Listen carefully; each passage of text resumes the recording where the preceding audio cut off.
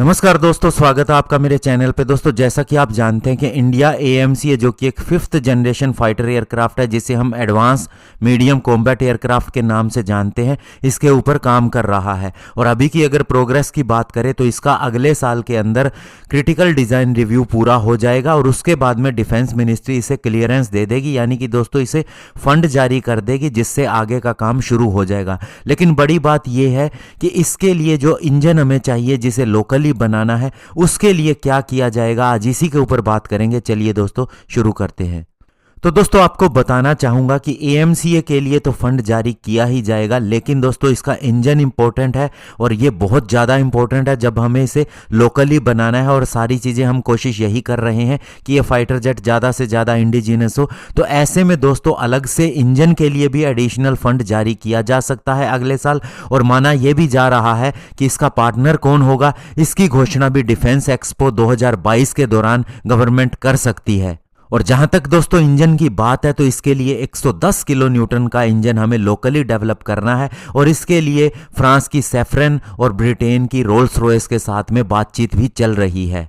अब दोस्तों बात करें अगर फ्रांस की सैफ्रन कंपनी की, तो यह अपना जो M88 इंजन जो राफेल के अंदर इस्तेमाल होता है, उसका लेटेस्ट वर्जन दे रही है, जिसके लिए बताया जाता है कि इसकी पावर भी 110 किलो न्यूटन का थ्रस्ट पैदा करती है और साथ ही इसके लिए यह ट्रांसफर ऑफ टेक्नोलॉजी करने को भी तैयार है। और इसके अलावा DRDO ने जो नया फैन बनाया है, जो दोस्तों स्पेशली स्टेल्थ रिक्वायरमेंट को ध्यान में रखते हुए टेक्नोलॉजी डेवलप की गई है, वो भी इसके साथ में कंबाइन किया जा सकता है। और दोस्तों आपको बता दें कि पास्ट में भी जब GTRE ने सैफ्रन से कॉन्ट्रैक्ट किया था, तो उन्होंने हमारे कावेरी इंजन की प्रोग्रेस को देखा था और उसके बाद में एस्टीमेट 5 से 6 बिलियन डॉलर तक बताया गया था जो इसके ऊपर खर्च आ सकता है। और जॉइंटली सैफ्रन इंडिया के साथ में काम करने को तैयार है और जो टेक्नोलॉजी होगी उसे भी ट्रांसफर करने को तैयार है।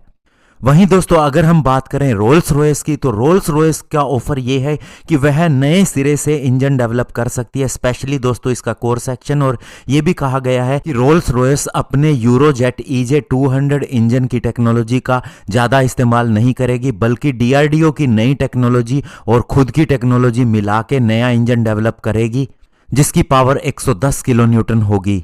और इसके अलावा ये पूरी तरह से इंटेलेक्चुअल प्रॉपर्टी राइट भी देने को तैयार है। और जहां तक दोस्तों कॉस्ट की बात है, तो बताया ये जा रहा है इसका कॉस्ट भी सैफ्रन के जितना ही है।